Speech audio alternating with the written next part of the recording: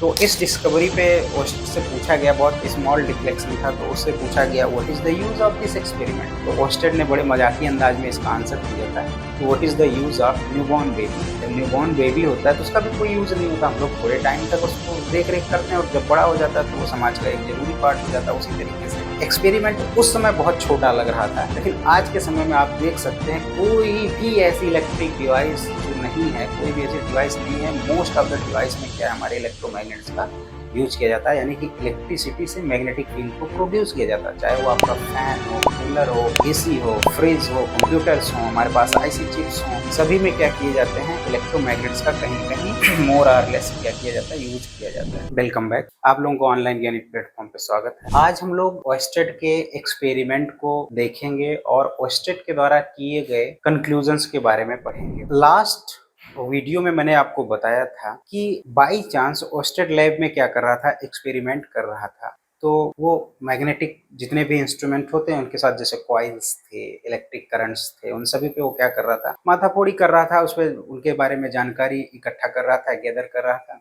तो by chance उसने कुछ एक वायर रखा था जिसमें से करंट पास करा रहा था और उसके आसपास क्या पड़ी थी, मैग्नेटिक नीडल पड़ी हुई थी। ये करीब 18th 19th सेंचुरी के आसपास की बात है। उससे पहले करंट और इलेक्ट्रिसिटी को अलग अलग सब्जेक्ट के तरीके से देखा जाता था। बट जब ओस्टेड ने वायर के पास जिसमें से करंट फ्लो हो रही होती, जहां जैसे यहाँ पे मैंने एक बैटरी बना रखा है, बैटरी के पॉजिटिव टर्मिनल से हमने देखा यहाँ पे करंट जा रहा है और ये वायर है जो इसके पास में हमारे क्या रखा हुआ है, मैग्नेटिक नीडल रखा हुआ है। तो उसने पहली बार देखा कि जब वो स्विच को ऑन करता है या स्विच को ऑफ करता है तो मैग्नेट जो यहाँ पे हमारे पास मैग्नेटिक नीडल है, इसमें डिफ्लेक्शन आता है। तो इससे क्या कंक्लूजन निकलता है कि किसी ना किसी तरीके से इलेक्ट्रिसिटी क्या कर रहा है, मैग्नेटिक फील्ड प्रोड्यूस कर रहा है। क्योंकि मैग्नेटिक नीडल है तो इस पे कोई मैग्नेटिक सब्सटेंस होगा या मैग्नेटिक जो मैग्नेटिक फील्ड को प्रोड्यूस कर रहा होगा वही फोर्स लगा सकता है। और इससे भी ज्यादा अच्छी बात ये थी कि जब वो ऑन करता था तो डिफ्लेक्शन दूसरे डायरेक्शन में होती थी और जब वो ऑफ करता था डिफ्लेक्शन अदर डायरेक्शन में होती थी।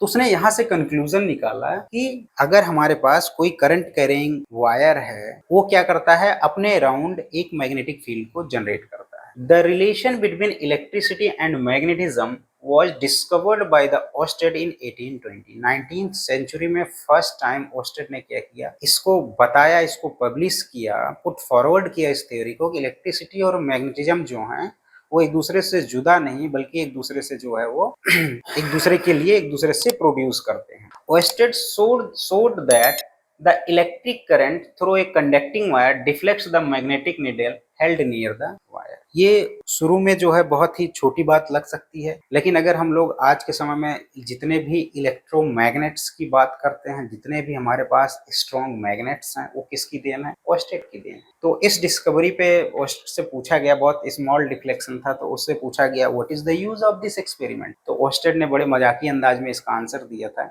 कि what is the use of newborn baby. जब न्यूबॉर्न बेबी होता है तो उसका भी कोई यूज नहीं होता, हम लोग थोड़े टाइम तक उसको देख रेख करते हैं और जब बड़ा हो जाता है तो वो समाज का एक जरूरी पार्ट हो जाता है। उसी तरीके से एक्सपेरिमेंट उस समय बहुत छोटा लग रहा था, लेकिन आज के समय में आप देख सकते हैं कोई भी ऐसी इलेक्ट्रिक डिवाइस जो नहीं है, कोई भी ऐसी डिवाइस नहीं है। मोस्ट ऑफ द डिवाइस में क्या है, हमारे इलेक्ट्रोमैग्नेट्स का यूज किया जाता है, यानी कि इलेक्ट्रिसिटी से मैग्नेटिक फील्ड को प्रोड्यूस किया जाता है। चाहे वो आपका फैन हो, कूलर हो, एसी हो, फ्रिज हो, कंप्यूटर्स हो, हमारे पास आईसी चिप्स हो, सभी में क्या किए जाते हैं, इलेक्ट्रोमैग्नेट्स का कहीं ना कहीं मोर और लेस क्या किया जाता है, यूज किया जाता है। तो ओस्टेड ने अब इस पे एक्सपेरिमेंट करना क्या किया, स्टार्ट किया। तो जो उसने पहला एक्सपेरिमेंट किया, उसने बैटरी के जो वायर के जिस टर्मिनल को पॉजिटिव से कनेक्ट किया था उसको उसने क्या कर दिया, नेगेटिव से कनेक्ट कर दिया। और उसने देखा कि when the direction of electric current in the conductor is reverse, the deflection in the magnetic field is also reverse। तो मैग्नेटिक फील्ड में जो डिफ्लेक्शन है वो भी क्या हो जा रहा था, रिवर्स हो जा रहा था। फॉर इंस्टेंस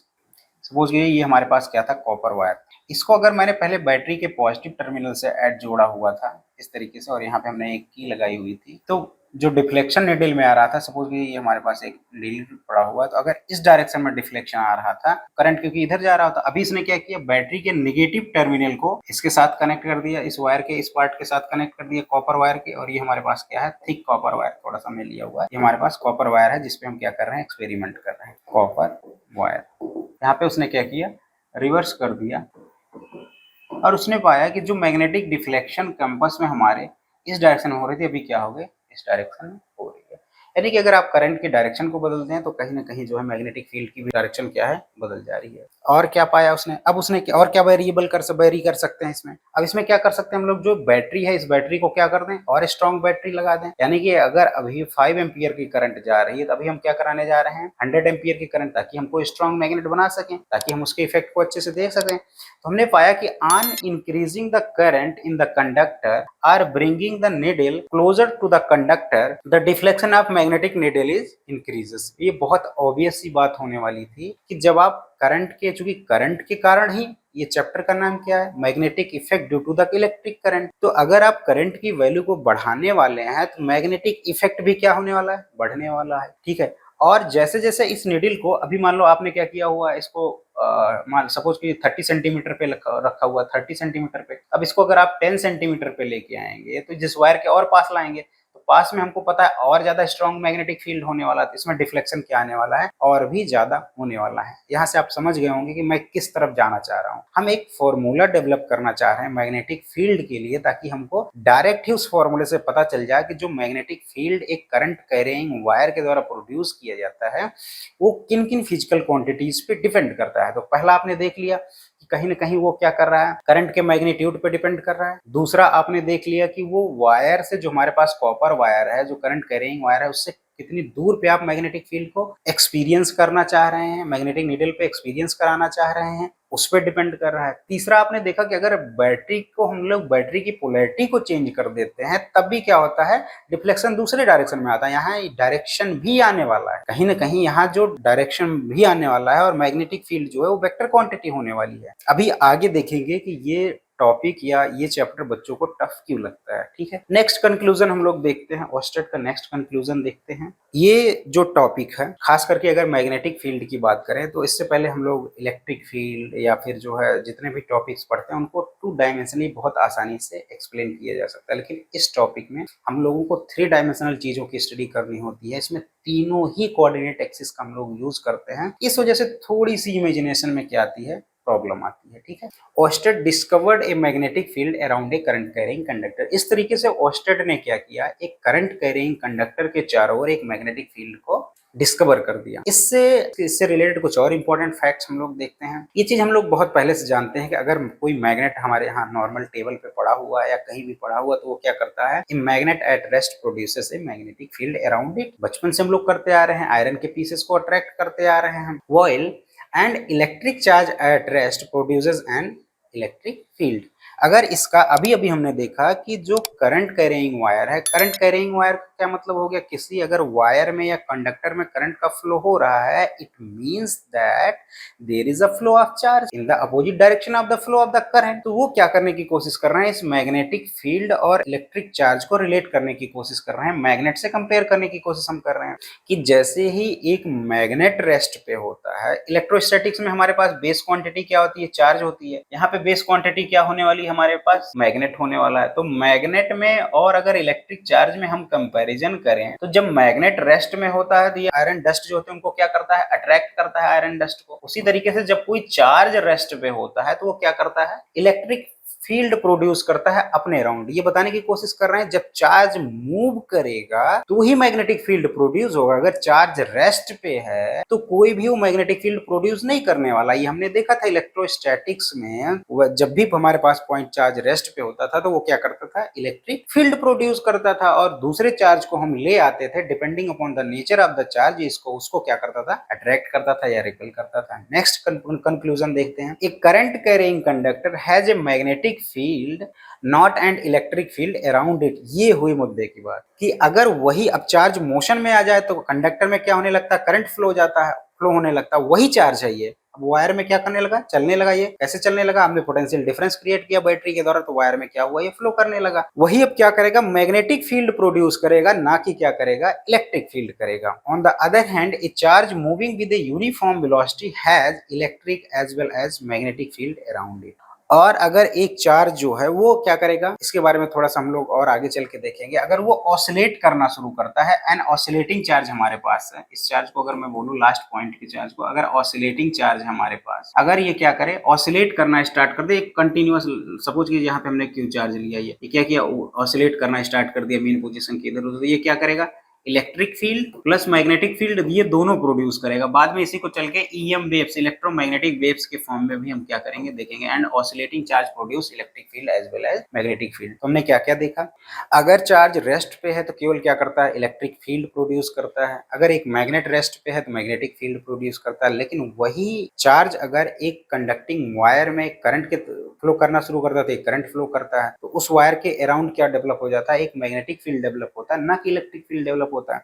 वैसे ही एक चार्ज जब यूनिफॉर्म वेलोसिटी से ऑसिलेट करना स्टार्ट करता है तो इलेक्ट्रिक फील्ड और मैग्नेटिक फील्ड दोनों प्रोड्यूस होता है। कैसे प्रोड्यूस होता है ये हम लोग कमिंग वीडियोस में क्या करेंगे देखेंगे। उसी को हमने यहाँ पे मेंशन किया हुआ है, ऑल ऑसिलेटिंग और accelerated charge produce EM waves also in addition to the electric and magnetic. इसको हम लोग जब इलेक्ट्रोमैग्नेटिक वेव्स पढ़ेंगे तो उसके बारे में भी क्या करेंगे, स्टडी करेंगे। अब हमने देख लिया कि एक करंट कैरिंग वायर जो है वो क्या करता है, अपने अराउंड, अपने चारों ओर एक मैग्नेटिक फील्ड डेवलप करता है। तो इसके लिए हम क्या चाहते हैं, एक फॉर्मूला बनाना चाहते हैं कि वो किन किन फिजिकल क्वांटिटीज पे डिपेंड करता है। उसको जो उस फॉर्मूले को जिसने बनाया उसका नाम है बियो-सेवर्ट लॉ। उसको बोलते हैं, एक साइंटिस्ट थे बियो और एक दूसरे थे सेवर्ट। दो लोगों ने मिलकर इससे रिलेटेड बहुत सारे एक्सपेरिमेंट किए और एक फॉर्मूले पे पहुंचे जिसको उनके ही नाम से जाना जाता है, बियो सेवर्ट फॉर्मूला। ये बिल्कुल आप समझिए जैसे कूलाम्स लॉ जो है, कूलाम्स लॉ क्या था, दो चार्जेस के बीच में, कूलाम्स लॉ बताता था दो चार्जेस के बीच में फोर्स को। वैसे ही यहाँ पे जो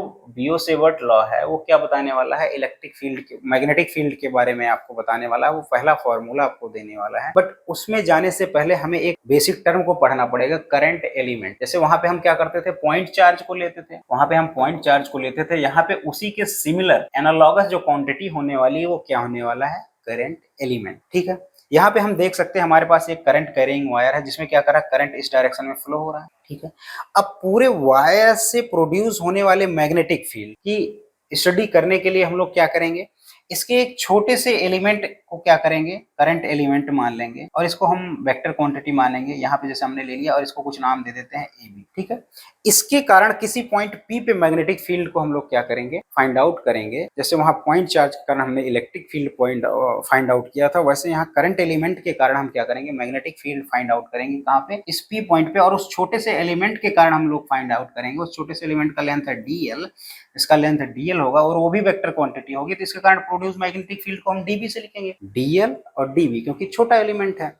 जैसे वहां हम लोग पॉइंट चार्ज के लिए करते थे, बिल्कुल यहाँ पे इसके लिए करेंगे। ठीक है, a very small element A B, बहुत वायर का बहुत छोटा सा element A B, of length DL, जिसका बहुत छोटा सा लेंथ हम लेंगे DL, of a thin conductor carrying current is called, जिसमें करंट तो फ्लो हो ही रही, कॉल्ड एज करंट एलिमेंट हो जाएगा। Current element is a vector quantity, ये क्या होने वाला है, वेक्टर क्वांटिटी होने वाली है। अगर ये वेक्टर क्वांटिटी होने वाली है तो जो करंट का मैग्नीट्यूड है वो तो हमको पता ही होगा, इसमें क्या होने वाला है, एक डायरेक्शन भी होने वाला, whose magnitude is equal to the product of current and length of a small element having the direction of the flow of the current। हाँ, इसकी डायरेक्शन क्या लेंगे, इसकी डायरेक्शन हमेशा क्या करेंगे, अपनी कन्वीनियंस के लिए जिस डायरेक्शन में करंट फ्लो हो रहा होगा उसी डायरेक्शन में इसकी क्या ले लेंगे, डायरेक्शन ले लेंगे। और मैग्नीट्यूड कैसे बताएंगे, सपोज कीजिए डीएल लेंथ है और इससे जो करंट पास हो रही आई, तो इससे पास होने वाले करंट टोटल क्या हो जाएगी, आई डीएल। इसका मैग्नीट्यूड क्या हो जाएगा, पूरे लेंथ के लिए अगर करंट फ्लो हो रही तो वो आई हो रही है, छोटे से एलिमेंट डीएल के लिए हो रही है तो कितना हो जाएगा, आई डीएल। वही यहाँ पे बताया गया है कि जिसका magnitude is equal to the